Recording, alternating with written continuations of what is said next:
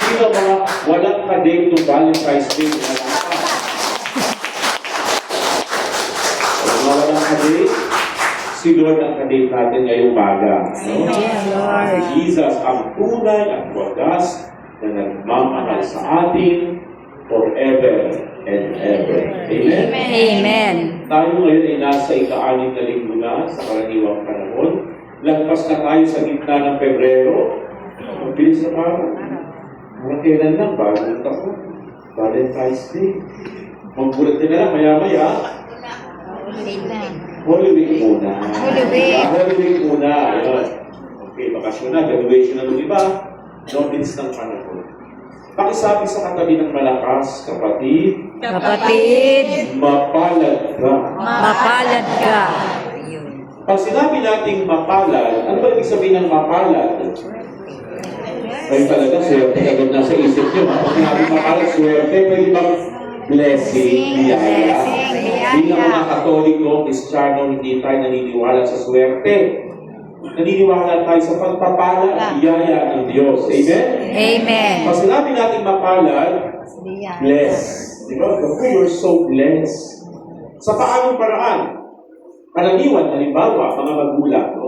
Sino dito mga magulang? Walang na malakas yung mga magulang.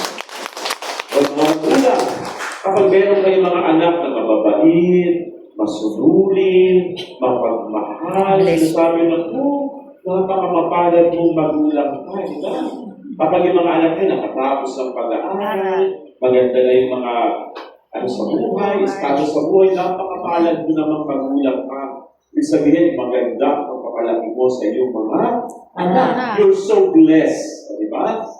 O kaya, kung meron kang asawa na mapagmahal, mabuti, at tapat. Naku, you're so blessed. Diba? Marami pang iba. No? You're so blessed. At yun yung kadalasan konsepto natin. Ikaw'y biniyayaan, ikaw'y pinagpalad ng Diyos. Tignan nyo nga yung kamay ninyo, yung palad ninyo. No? Yung salitang mapalad, hango yan sa salitang ugat na palad. Pag sinabing mapalad, malaki ang palad. Diba malaki ang palad? At kung malaki ang palad mo, pagsabog ng biyaya, marami kang makuha, natatanggap. Mapalad yan, mapalad. Malaki ang palad. Parang halimbawa yan, marami kang taba. Ang tawag sa iyo ay Mataba. O, diba? Ganun. Pag malaki ang iyong panga, mapanga. Diba? So, malaki ang palad, mapalad. Nakakatanggap ka palagi ng biyaya. Pero kapag kulang, maliit yung palad, literal, ang tawag doon ay kapus-palad. Kasi kapus Diba kapus? Kung may mapalad, dahil malaki ang palad, marami nasasalo, natatanggap na biyaya, may kapus-palad. Kulang. No? Paano naman yung walang kapalaran? Ang tawag doon ay sawing-palad. Diba? May mga taong sawing-palad sa pag-ibig. Mga ganyan, di ba? Tatlo yan. Mapalad, kapus-palad, at sawing-palad. Pero sa ating Ebanghelyo, parang nakaiba. Nakaibang sabi ni Jesus. Mapalad kayong mga dukha. Mapalad kayong mga nagugutom. Mapalad kayong mga nahahapis. Nagdadalamhati, mapalad kayong mga inuusig, paano naging mapalad yun? Kakaiba, diba? So that means, the standard of God is different from the standard of the world. Kakaiba. Bakit gano'n? Halimbawa, meron ng kaibigan na punta sa'yo. Umiiyak siya. Kung sa ang dami niyang mga naranasan, kahirapan sa buhay, kalungkutan, dalamhati, madaming bigat na pinapasan. Ano sabihin mo sa kanya?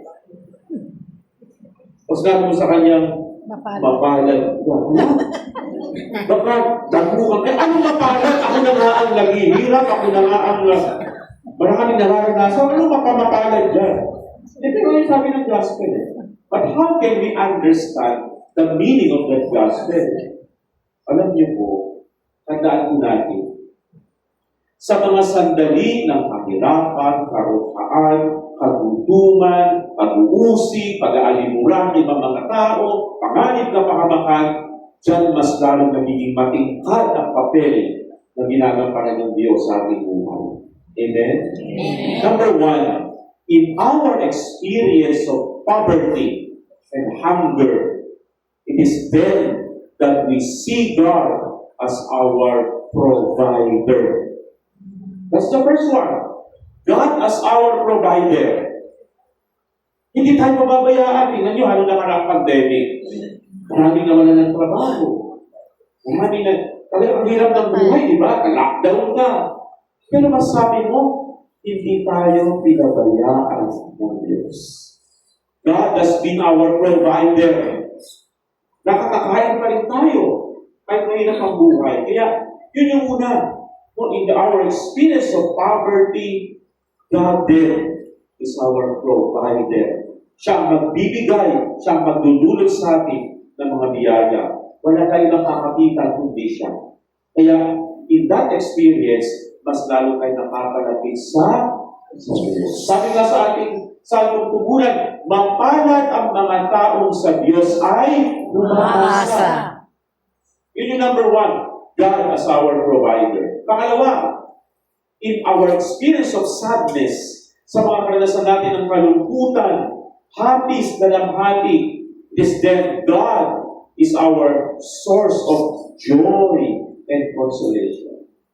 Ang Diyos ang magdudulot sa atin, ang Diyos ang pinagmumulan ng kagalakan.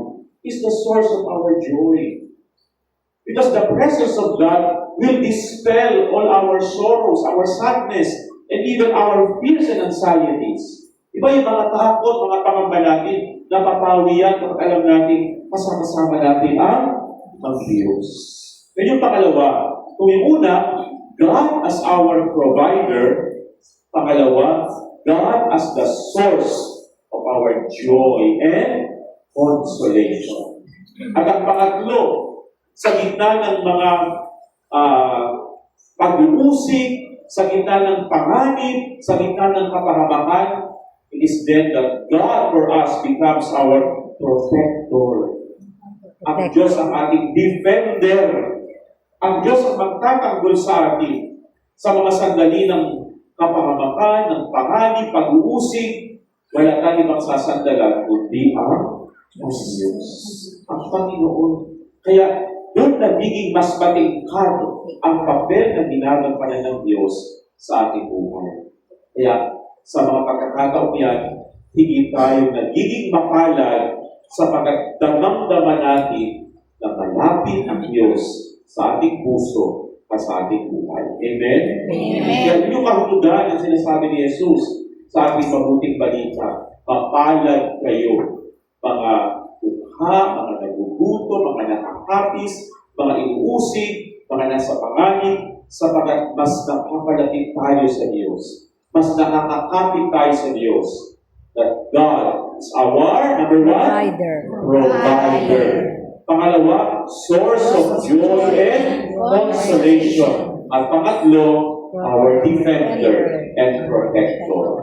Kaya sabihin mo sa katabi mo ng malakas, kapatid, mapalad ka, sapagkat sa Diyos ka umaasa. Kaya sa pagpapatuloy ng misa, hilingin natin sa Panginoon na mas lalo maging matatag, matibay, ang ating pag-asa, ang ating pagtitiwala, at higit sa lahat, ang ating pananampalataya sa Diyos upang tayo maging mapapalad. Amen? Amen. Palapakan natin ang Panginoon.